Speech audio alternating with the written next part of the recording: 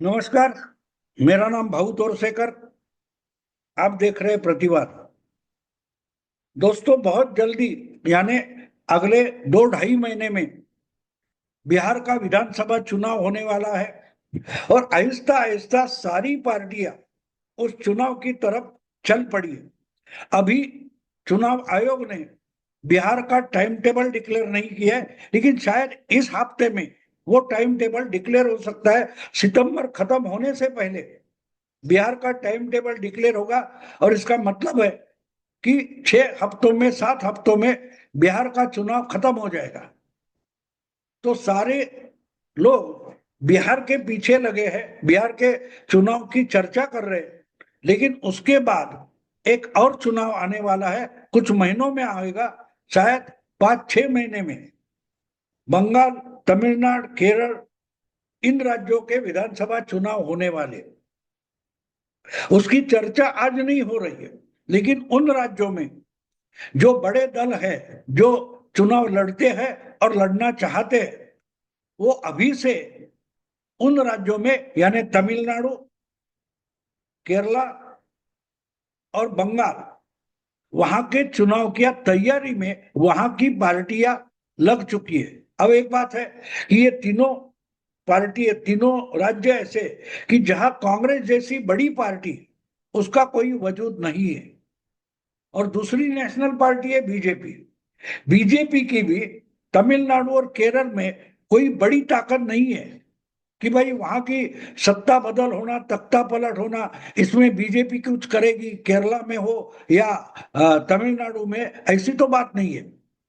एक समय था, बंगाल भी ऐसा ही राज्य था बीजेपी के लिए, कि जहां बीजेपी का वजूद ही नहीं था।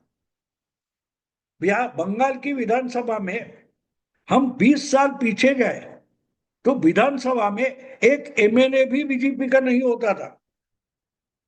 एक जब 21वीं सदी के आरंभ में, जब ममता दीदी कांग्रेस से अलग होकर उन्होंने अपनी एक क्षेत्रीय पार्टी बनाई, उन्होंने बीजेपी के साथ हाथ मिलाया और उसके बाद बीजेपी सीरियसली बंगाल में चुनाव लड़ने लगी और आहिस्ते आहिस्ते अपना संगठन बीजेपी ने बंगाल में खड़ा किया था।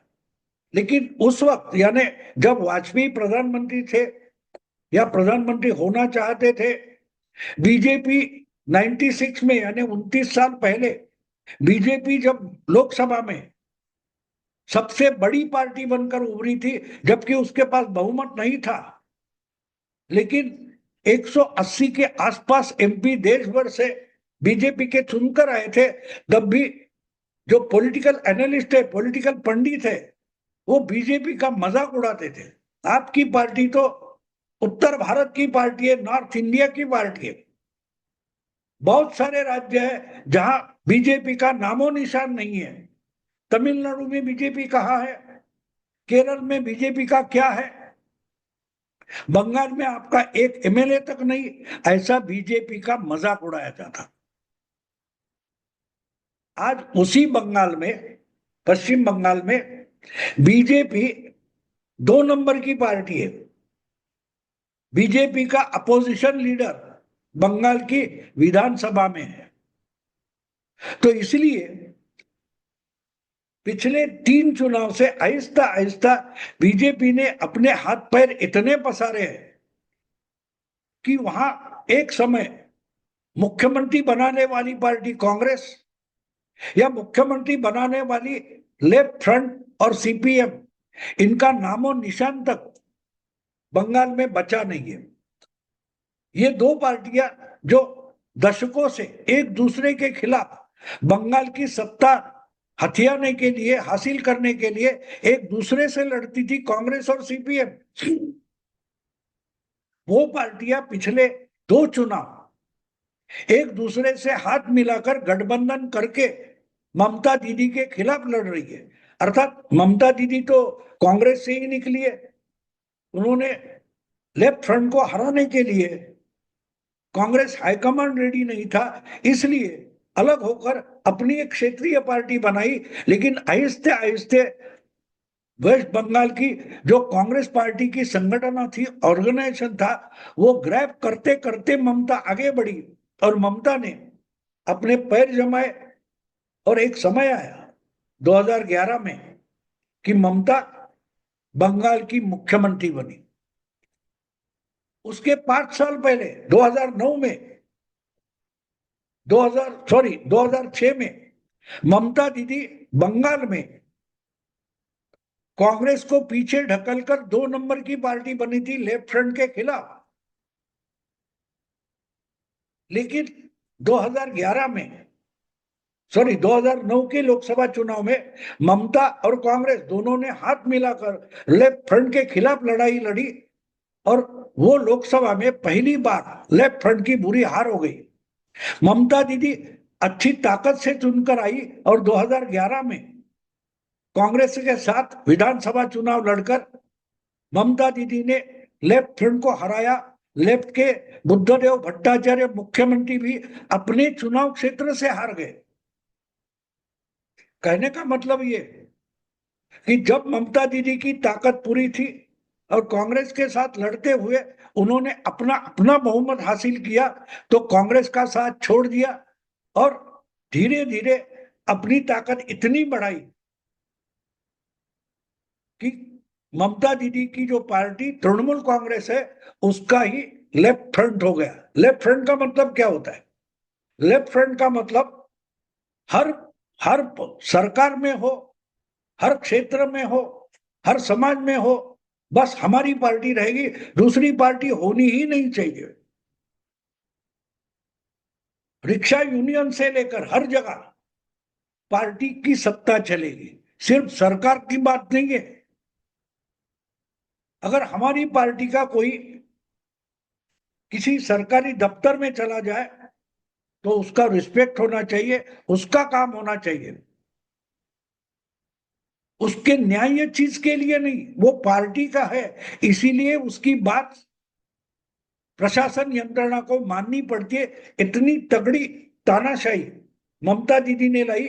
और कल तक जो लेफ्ट फ्रंट के साथ थे, जो गुंडागर्दी करते थे और पार्टी को चुनकर लाते थे, ममता दीदी ने उनको ही अपनी पार्टी में एब्सॉर्ब कर लिया और एक नई कल्चर शुरू हो गई। आज हालत बंगाल की ऐसी है कि बंगाल में आपको कुछ भी करना है, अपना घर बनाना है, अपना बिजनेस करना है, अपनी दुकान चलानी है, तो उसके लिए तृणमूल की मंजूरी लगती है। अगर तृणमूल की मंजूरी नहीं है, आप तृणमूल के नहीं है, तो आप वहां काम नहीं कर सकते। दोस्तों, पिछले 14 साल में, यानी ममता दीदी बंगाल की मुख्यमंत्री होने के बाद, बड़े छोटे कंपनियां, कारखाने, 6,500 से ज्यादा कंपनियां, बिजनेस बंगाल छोड़कर भागे हैं। बंगाल छोड़कर भागे हैं क्योंकि वहां बिजनेस करना है तो प्रॉफिट तुम्हारा नहीं रहेगा। प्रॉफिट से बड़ी रकम ये तृणमूल के गुंडे को देनी पड़ती। धंधा तुम करो, खाओ पियो, खुश रहो, लेकिन जो प्रॉफिट होगा वो प्रॉफिट तृणमूल के गुंडे को देना पड़ता है, जिसको हमारे यहाँ महाराष्ट्र में खंडनी बोलते हैं और जगह एक्सटॉर्शन बोलते हैं।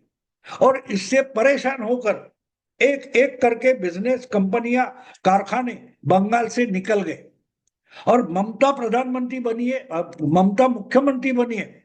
उसके बाद ये संख्या इतनी बढ़ती गई, इतनी बढ़ती गई कि पिछले 14 साल में जो आंकड़े मैंने कहीं देखे खबर में, 6,500 से ज्यादा छोटी कंपनियां, बिजनेसमैन बंगाल छोड़कर निकले।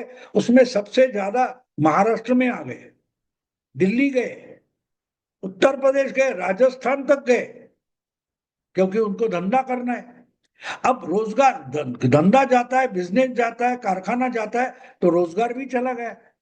एक समय ऐसा था कि ओडिशा, बिहार, यूपी, वहां से असम तक के लोग बंगाल में रोजगार ढूंढते पहुंच जाते थे।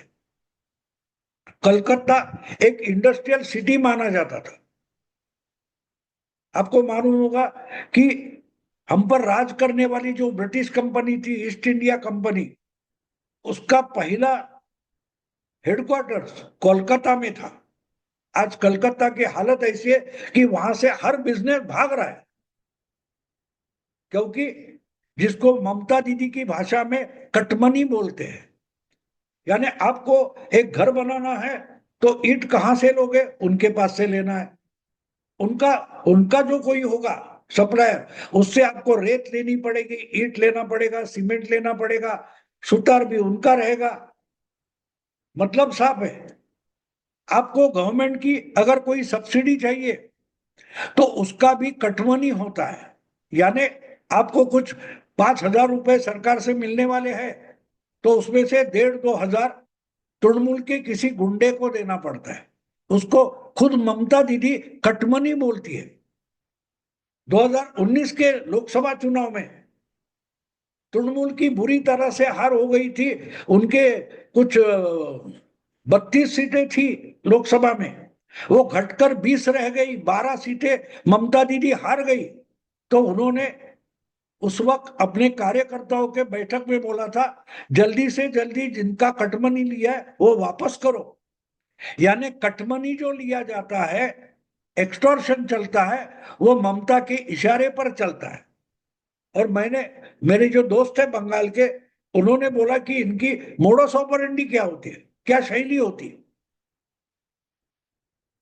ममता दीदी किसी को टिकट नहीं देती। अपने अपने डिस्ट्रिक्ट में, अपने अपने जिले में, अपने अपने चुनाव क्षेत्र में जो गुंडा है, उसको वहां से पार्टी का कैंडिडेट चुनकर लाने के लिए जो जो करना है वो करना पड़ेगा। उसके बाद वहां से एक्सटॉर्शन करो, पैसा लूटो, लोगों को मारो, जो भी करना है करो, पुलिस तुमको हाथ नहीं लगाएगी, ये गारंटी ममता दीदी देती है। और इसके बदले में वो गुंडे लोग अपने अपने इलाके में एक दहशत पैदा कर देते हैं। और दहशत इतनी होती है कि अगर ये मोहल्ला है जहां से तृणमूल के खिलाफ वोटिंग होने वाली है, तो वोटिंग के दिन वहां दंगा किया जाता है, तुमको घर से बाहर निकलना मुश्किल हो जाता है। ये लोकल लेवल की, लोकल बॉडीज की इलेक्शन होती है, उसमें विरोधी दल के लोग चुनाव लड़ने के लिए खड़े ही नहीं होते। अभी कुछ 2-3 साल पहले की बात है, बंगाल में लोकल बॉडी के इलेक्शन थे, 6,000 सीटें थी, उसमें से 3,500 सीटें बिना कोई अनअपोज चुनकर आ गई। सामने वाला कोई कैंडिडेट था ही नहीं। क्योंकि अगर आप उम्मीदवारी की पर्ची भरने जा रहे हो, तुमको पीटा जाता था, पीटा जाता है। तो उम्मीदवारी करो ही नहीं।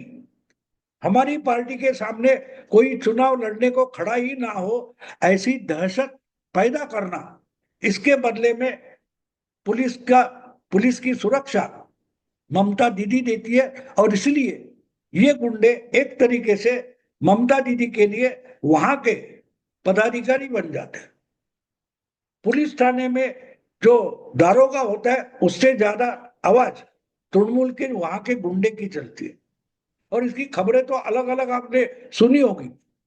तो कहने का मतलब ये है कि ये सब होता है। और इसको अगर कोलकाता में बैठे भद्रों लोग, यानी बंगाल की जो राजनीति है, वो कोलकाता में बैठे इंटेलेक्चुअल्स जिसको आशीर्वाद देते हैं, उसकी गुंडागर्दी चलती है, उसको डेमोक्रेसी बोला जाता है। तो आहिस्ता आहिस्ता ममता दीदी की ये पकड़ ढीली हो रही है। पर्टिकुलरली वो जो क्या हुआ था, एक डॉक्टर लड़की पर बलात्कार हुआ, उसकी मर्डर हो गई, उसके बाद वहां का जो भद्र लोग है, इंटेलेक्चुअल्स है, उनकी दिमाग के ताले खुलने लगे। और भद्र लोग यानी पढ़े लिखे ज्ञानी लोग हैं, वो ममता के खिलाफ होने लगे। और उसका एक सबसे बड़ा सबूत आ गया है।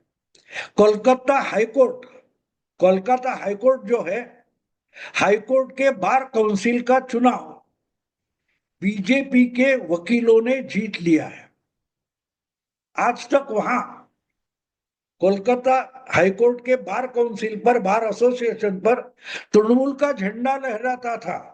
अभी 2 दिन पहले की खबर है कि कोलकाता हाईकोर्ट के बार एसोसिएशन का चुनाव बीजेपी के वकीलों ने जीता है। इसका मतलब साफ है कि बंगाल और कोलकाता की हवा बदल रही है।